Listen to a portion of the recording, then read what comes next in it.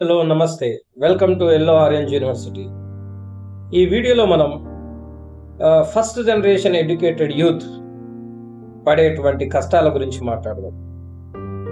First generation educated youth అనగా అంటే వాళ్ళ parents or close family relatives, so వాళ్ళందరూ నిరక్షరాస్యులు.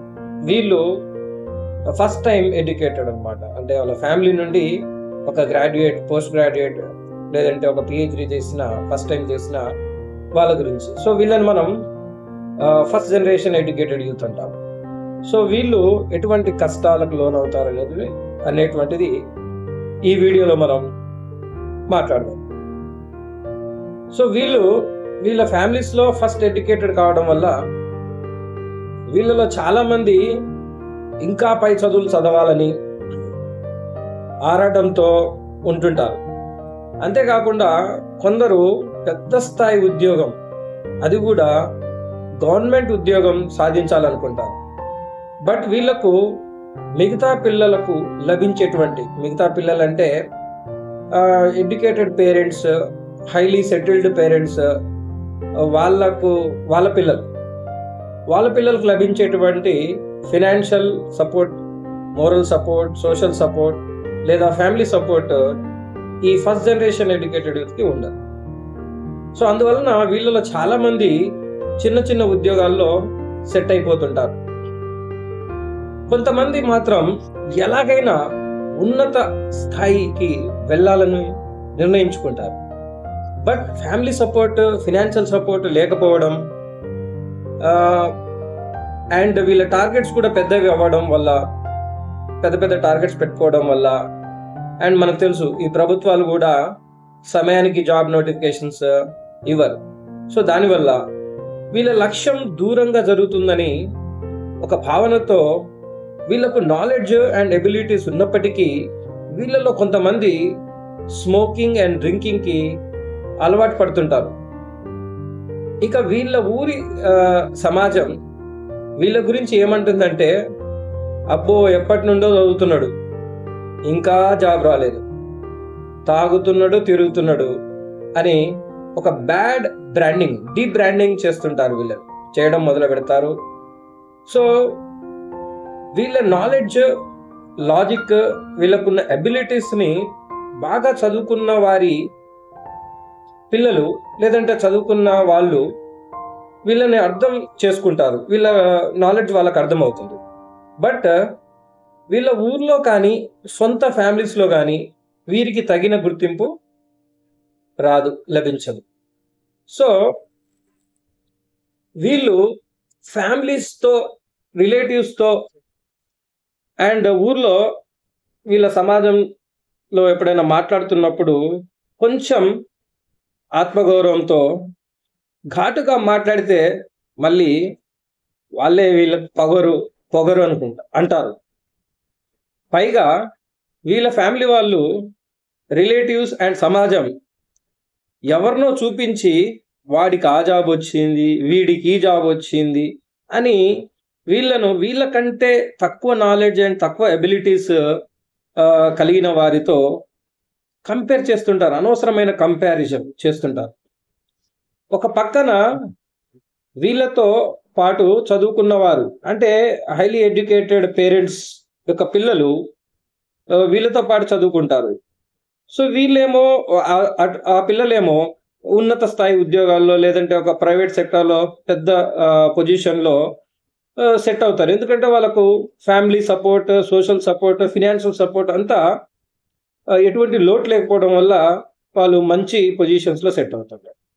సో ఈ ఫస్ట్ జనరేషన్ ఎడ్యుకేటెడ్ యూత్ ఏమో వాళ్ళతో కంపేర్ చేస్తూ వాళ్ళకు కాంపిటేటివ్గా ఉండి వీళ్ళు కూడా ఆ స్థాయిలో కాకపోయినా కొద్ది గొప్ప అటు ఇటుగా సెటిల్ అవ్వాలని వీళ్ళు చూస్తుంటారు. కానీ వీళ్ళ ఊళ్ళో సమాజము, వీళ్ళ ఫ్యామిలీస్ మాత్రం వీళ్ళని ఇంకెవరినో చూపించి కంపేర్ చేసి వీళ్ళని ఇంకా మానసికంగా కృంగదీస్తుంటారు.